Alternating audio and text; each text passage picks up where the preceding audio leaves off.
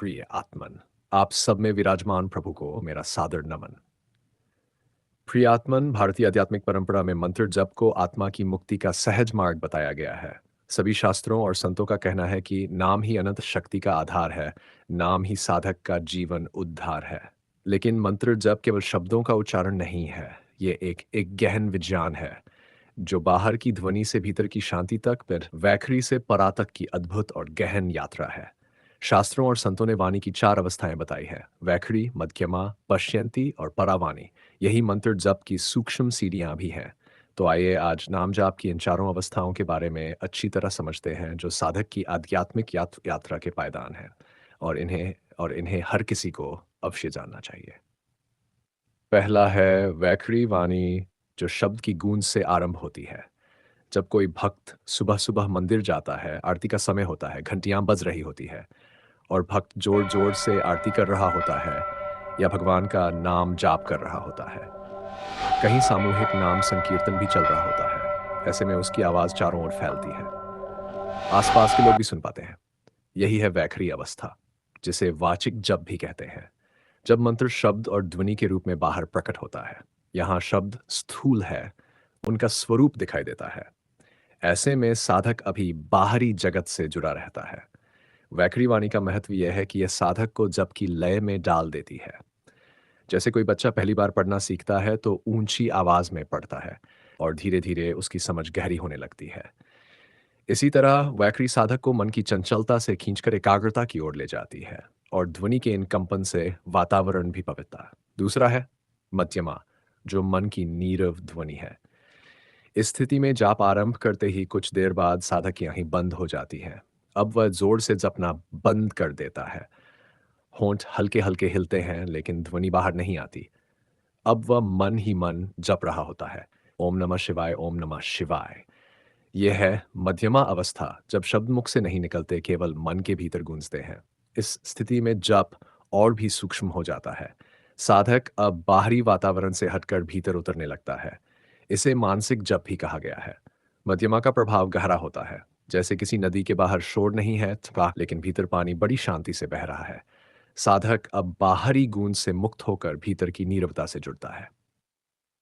तीसरा है पश्यंती, जिसमें शब्द का रूपांतरण भाव में होने लगता है। ये वह स्थिति है जहां जप और गहरा होता है। इस अवस्था में साधक के भीतर केवल ध्वनि ही नहीं, बल्कि भाव और दृश्य भी प्रकट होने लगते हैं। जब जापक ओम नमः शिवाय का जप करता है तो उसके ध्यान में भगवान शिव की छवि उभर आती है।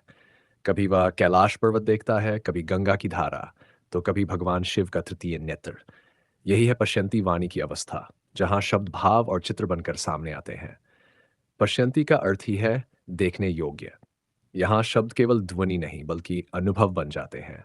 साधक के भीतर एक गहन ध्यान जागृत होता है। यह अवस्था हृदय से जुड़ी मानी गई है। जब हृदय पवित्र होता है, तब मंत्र शब्द रूप से भाव रूप में परिवर्तित हो जाता है। इसे भावमय जाप भी कहा जाता है। चौथा है परावाणी, जिसमें शब्द शांति में विलय हो जाते हैं। इस अवस्था में साधक और भी गहराई में चला जाता है। अब न शब्द है, न ध्वनि, न कोई रूप, केवल एक अखंड शांति है। मंत्र अब जपना नहीं पड़ता। इस स्थिति में मंत्र स्वयं साधक की श्वास प्रश्वास के साथ बहने लगता है। साधक अनुभव करता है, अब मैं मंत्र नहीं जप रहा, मंत्र स्वयं मेरा स्वरूप बन गया है। अब जापक के रोम रोम से उस मंत्र की ध्वनि निकलती हुई महसूस होती है। यही है परावाणी की अवस्था, वाणी का परम रूप। यह वह स्थिति है जहां साधक और मंत्र का भेद मिट जाता है। जप और जपने वाला एक हो जाते हैं।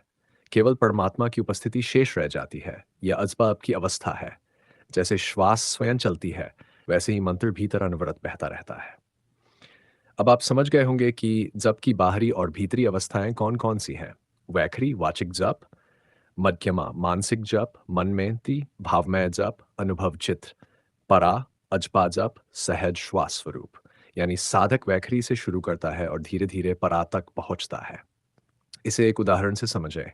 मंत्र जप को हम एक नदी की यात्रा की तरह समझ सकते हैं।